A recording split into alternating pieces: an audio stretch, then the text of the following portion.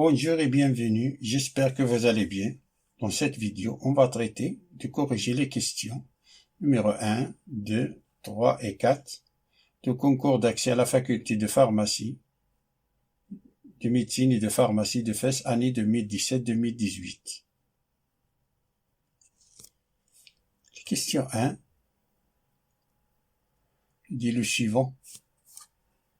Pour les deux nombres irrationnels pi et e, on a 5 affirmations possibles. Affirmation A que pi et e, sont deux rationnels. Affirmation B que e à la puissance pi est égal à pi à la puissance e.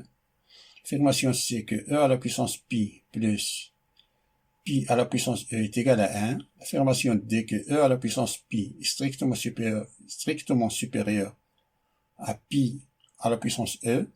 Affirmation E que e à la puissance pi fois pi à la puissance e est égal à 1. Parmi ces 5 affirmations, une seule est vraie. C'est que d'après l'énoncé, on nous dit que pi et e sont deux nombres irrationnels. Donc, l'affirmation A, qui nous dit que pi et e, deux rationnels, est fausse.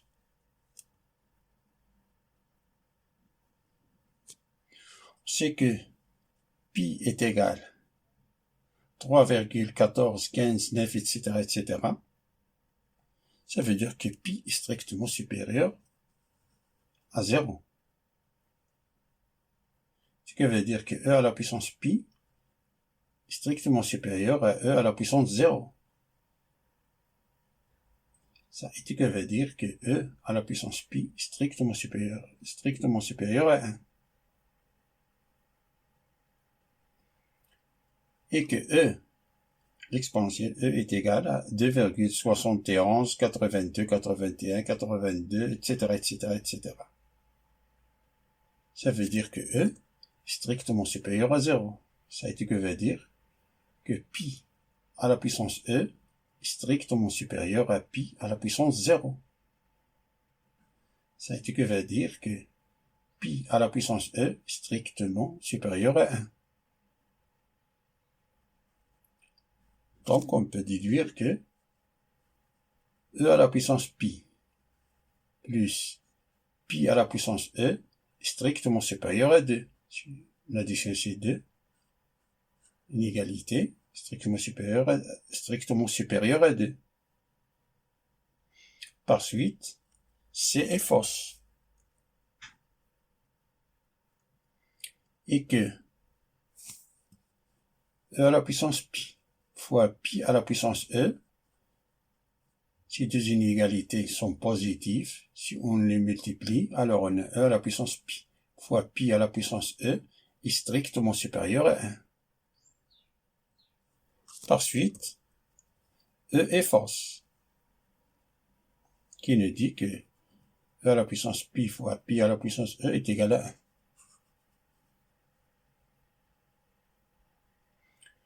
Vérifions l'affirmation B qui nous dit que e à la puissance pi est égal à pi à la puissance e.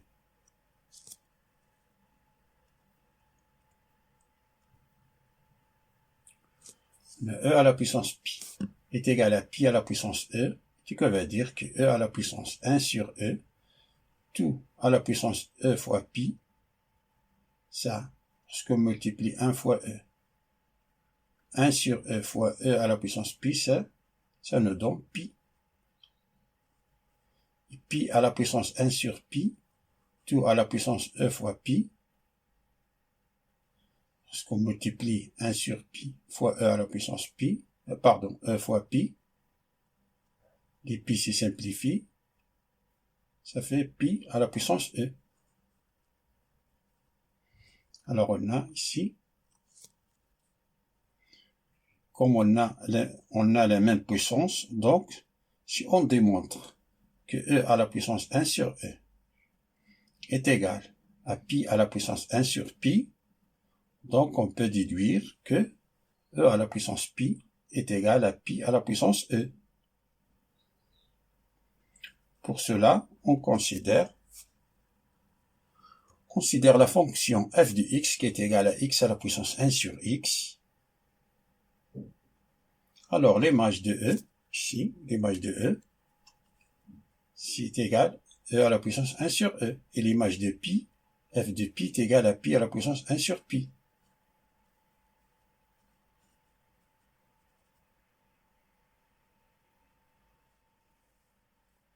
Faisons une étude simple de la fonction f, cette fonction-là.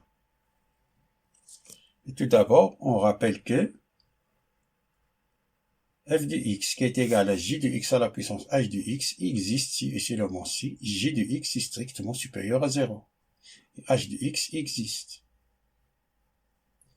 Et que la dérivée de e à la puissance f de x est égale à e à la puissance f de x fois f' de x. Et que la dérivée du produit des deux fonctions, c'est la dérivée de la première fois la deuxième, plus la première fois la dérivée de la deuxième fonction. Commence par le domaine de définition de la fonction f de x.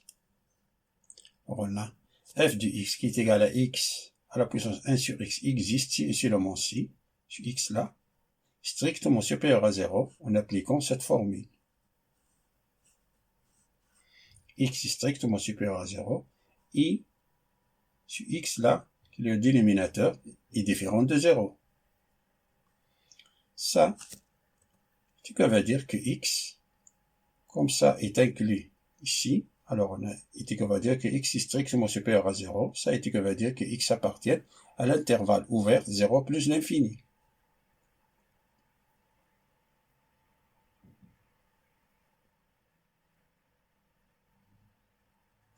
Calculons la dérivée de f. Dans la dérivée de f, sa monotonie, et on dresse le tableau de variation.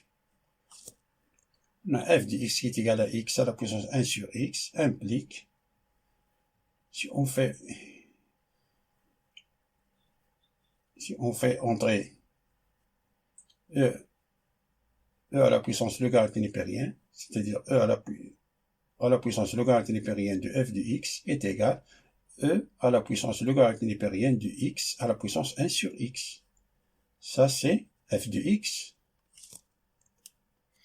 Ça veut dire que f de x est égal à e à la puissance 1 sur x logarithme népérienne de x.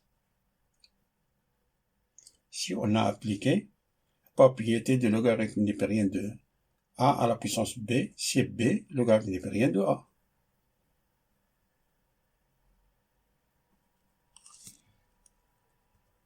Alors, la dérivée de f' de x, c'est e à la puissance, en appliquant cette formule-là, c'est e à la puissance 1 sur x logarithme népérien de x, fois la dérivée de 1 sur x logarithme népérien de x.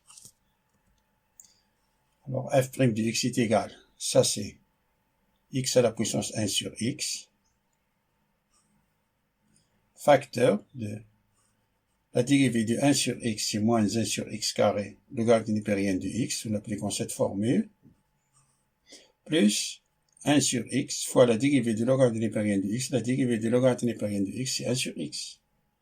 Ça fait x à la puissance 1 sur x, facteur de moins 1 sur x carré, logarithme népérien de x, plus 1 sur x carré, qui est égal à x à la puissance 1 sur x, factorise par 1 sur x carré, sur x carré facteur de moins logarithme népérien de x plus 1. Ça est égal à x à la puissance 1 sur x fois 1 sur x carré facteur de 1 moins logarithme népérien de x.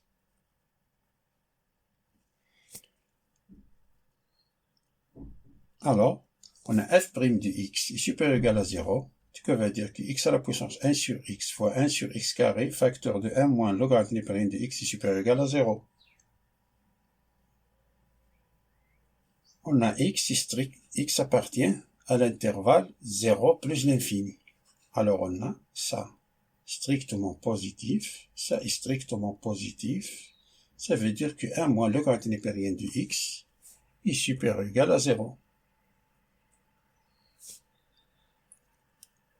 Ce qui veut dire que 1 moins logarithme népérien de x est supérieur ou égal à 0, ce qui veut dire que 1 est supérieur ou égal à logarithme népérien de x.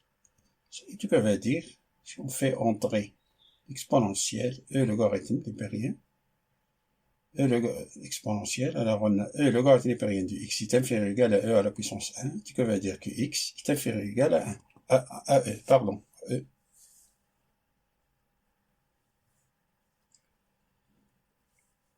On efface et on continue. On est arrivé jusqu'ici que f du x est égal à 1 sur x, que le domaine de définition c'est 0 plus l'infini, et que f' du x est égal à x à la puissance 1 sur x fois 1 sur x carré facteur de 1 moins le logarithme népérien de x, que f' du x est supérieur ou égal à 0, et tu vas dire que x est inférieur ou égal à e.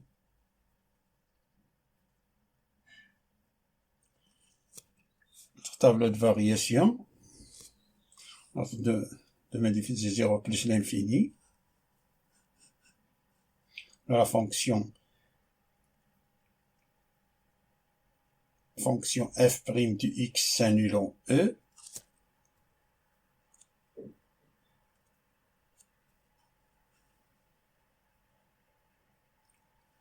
on a ici, c'est inférieur ou égal à e est positif, f' du x ici est positif, ici négatif.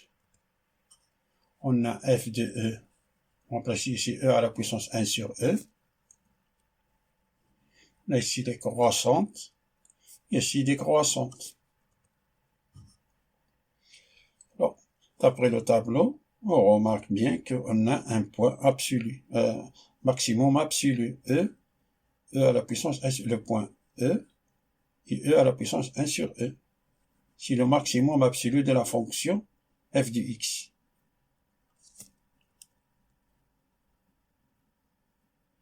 C'est-à-dire, pour tout x appartient à l'intervalle 0 plus l'infini, f de x est inférieur ou égal à e à la puissance 1 sur e.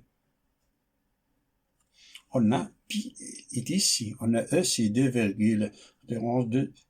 Pi est ici. Alors pi, son image, elle est là. Alors, donc f de pi qui est égal à pi à la puissance 1 sur pi est strictement inférieur à e à la puissance 1 sur e. Elle est là.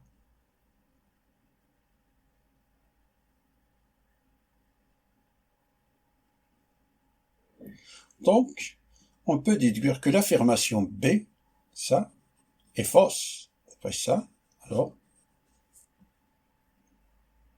si pi à la puissance 1 sur pi est inférieur à e à la puissance 1 sur e, alors on peut déduire que cette égalité-là, cette affirmation est fausse.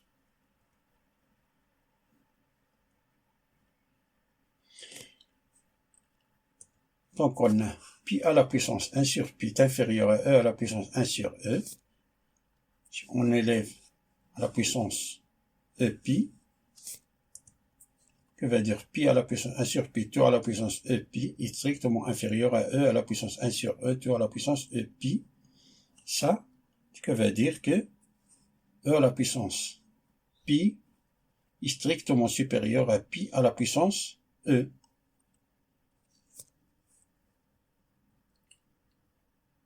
C'est-à-dire, la bonne réponse, c'est D.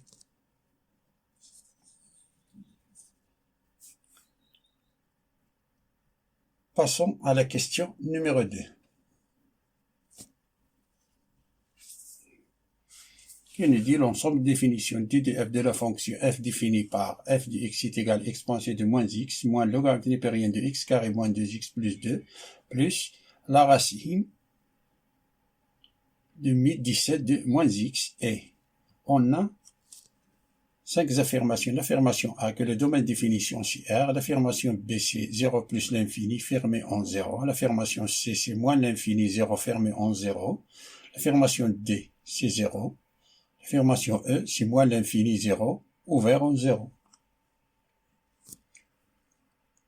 D'abord, on rappelle que si f de x est égal à la racine énième de g de x, alors on a si n est impair, donc le domaine de définition de la fonction f de x, c'est le domaine de définition de g de x.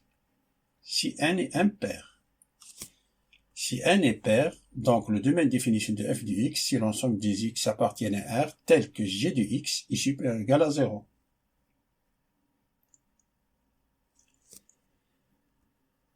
Si f de x est égal à logarithme népérien de g de x, alors domaine de définition de f est égal à des x appartenant à R tel que g de x est strictement supérieur à 0. Ici, f de x est égal à exponentielle de g de x, alors d de f est égal à d de j. On a f de x est égal à ceci. Alors, domaine définition.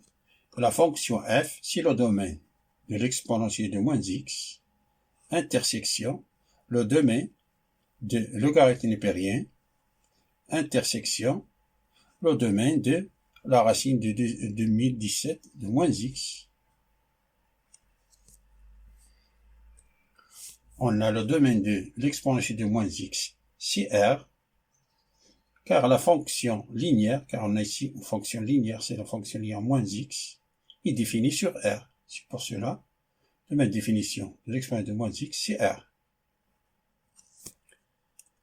Le logarithme népérien de x carré moins 2x plus 2 existe si et seulement si x carré moins 2x plus 2 est strictement supérieur à 0. Ce qui veut dire qu'on a x carré moins 2x plus 1 est strictement supérieur à 0. Hein? On a décomposé 1 plus 1. Ici, on a une identité remarquable. C'est x moins 1 au carré plus 1. Ça est strictement supérieur à 0 car on a x moins 1 au carré est supérieur ou égal à 0 pour tout x appartient à R. Et son addition 1, alors elle est strictement supérieure à 0. Cette inégalité est vérifiée pour tout x appartient à R. Par suite, le domaine du logarithme népérien de x carré moins 2x plus 2 est égal à R. Et le domaine de 2017 de la racinienne de 2017 de moins x, c'est D, c'est le domaine de moins x carré, car 2017 est un nombre impair, en appliquant cette formule-là. Il est impair, alors le domaine de définition, c'est le domaine de moins x. Moins x, c'est une fonction linéaire, c'est R. Le domaine, c'est R. Donc le domaine de la racine de 2017 de moins x, c'est d de moins x qui est égal à R. D'où d de f, c'est l'intersection R inter R qui est égal à R. C'est l'ensemble R. C'est-à-dire la bonne réponse, c'est A.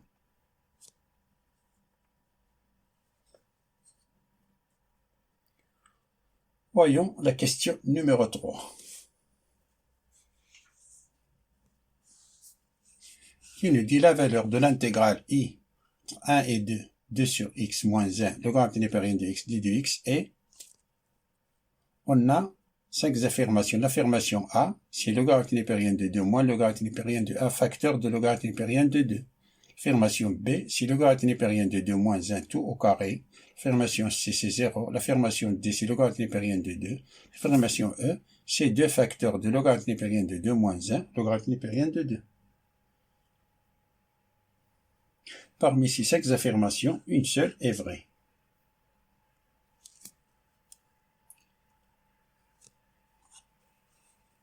Cette intégrale-là, ce qu'on a, l'intégrale entre 1 et 2 de 2 sur x moins 1 facteur de logarithme népérien de x, d de x, on développe ce qu'on a à l'intérieur de l'intégrale.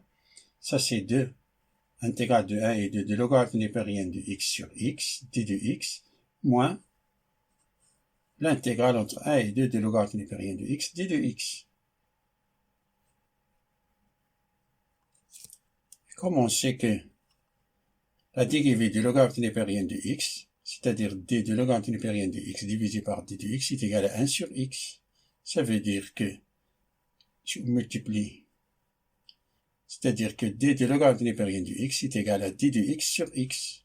On a ici d de x sur x. Ça veut dire ça qu'on a ici l'intégrale entre 1 et 2 de logarithme népérien de x, d de logarithme népérien de x. comme si on a l'intégrale de t, d de t. Alors ça est égal à 2 facteurs entre crochets, entre 1 et 2, de 1 demi, logarithme népérien de au carré de x, moins l'intégrale entre 1 et 2 de logarithme népérien de x, d de x. Et l'intégrale de logarithme népérien de x, c'est x logarithme népérien de x moins x. Mais on le va démontrer par partie. On va calculer par partie. Nous utilisons l'intégration par partie.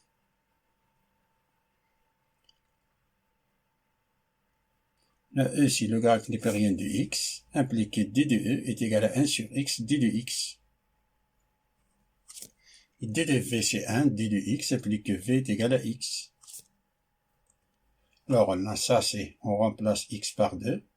C'est 1 demi, logarithme carré de 2.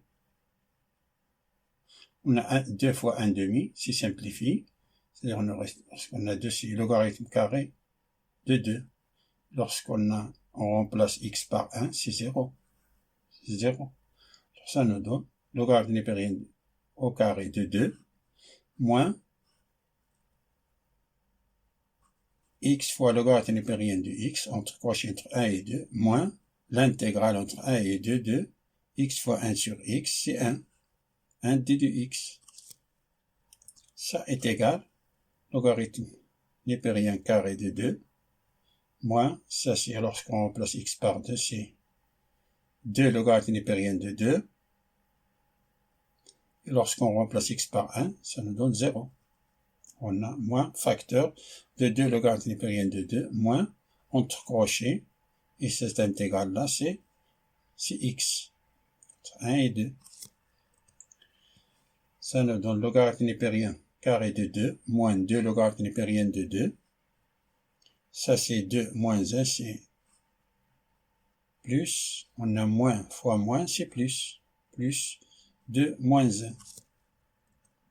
Ça est égal logarithme népérien carré de 2, moins 2 logarithme népérien de 2, plus 1. Ça, c'est une identité remarquable qui est égale logarithme népérien de 2 moins 1, tout au carré. C'est ça la bonne réponse. C'est-à-dire la bonne réponse, c'est B. Passons à la question numéro 4. Qui nous dit la limite de la suite récurrente définie par e indice 0 est égal à moins 2017 et e indice n plus 1 est égal e à la puissance n, e indice n, plus e indice n. Pour tout n appartenant à n et on a 5 affirmations possibles. Affirmation A, c'est plus l'infini. L'affirmation B, c'est 0. L'affirmation C, c'est moins l'infini. L'affirmation D n'existe pas. L'affirmation E, c'est moins 2017. Parmi les 5 affirmations, une seule est juste.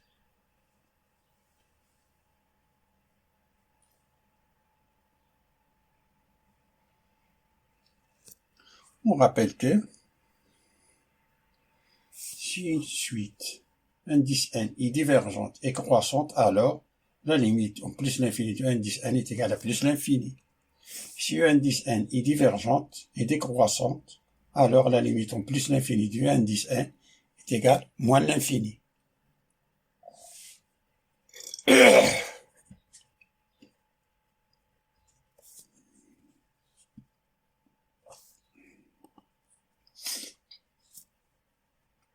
La première chose que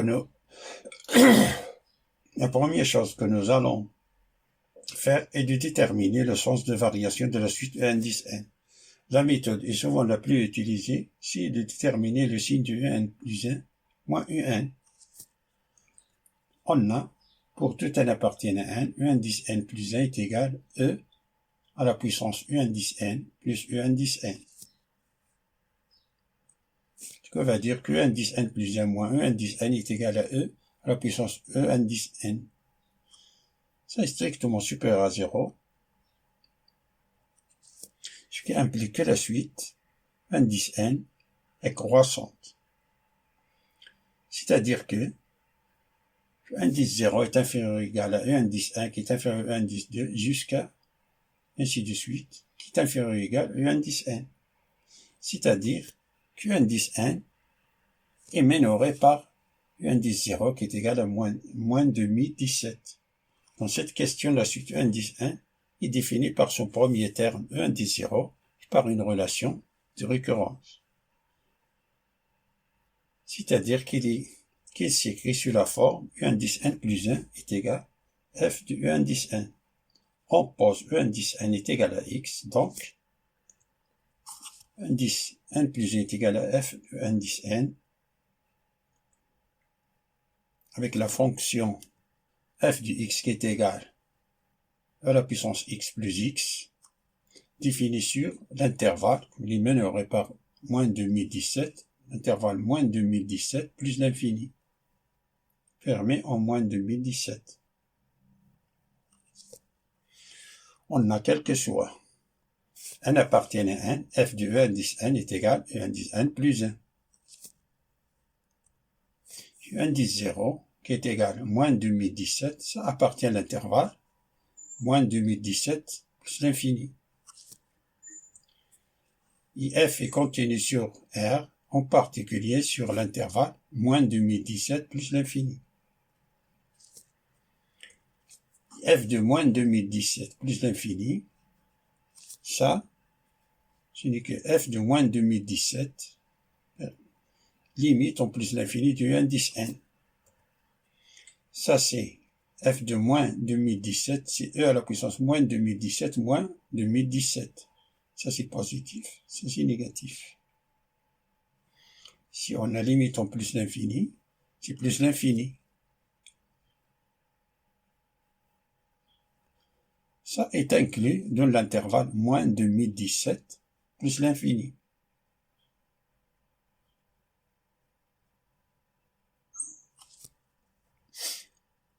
Supposons on a U indice n est convergente. Ça, c'est le problème. Supposons que indice n est convergente. C'est-à-dire que la suite U indice n est une solution de l'équation f de x est égal à x dans l'intervalle moins 2017 plus l'infini. Si U indice n est convergente, alors la solution de la suite U indice n, c'est l'équation de f de x est égal à x dans l'intervalle moins 2017 plus l'infini.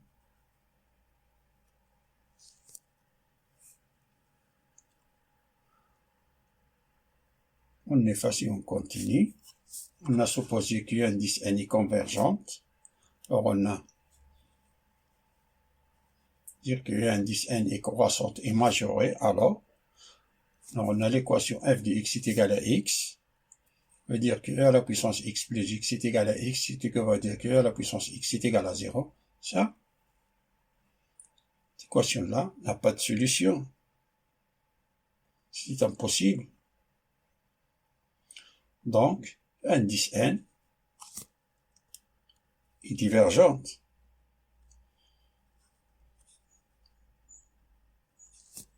Alors, on a si la suite est divergente et croissante, alors sa limite en plus l'infini, c'est plus l'infini. De la suite, indice n est divergente et croissante. Par suite, la limite en plus l'infini, indice n est égale à plus l'infini. C'est-à-dire la bonne réponse, c'est A. Fin de la résolution de la question. Des questions 1, 2, 3 et 4 de concours de médecine. Je vous souhaite bon courage et à bientôt.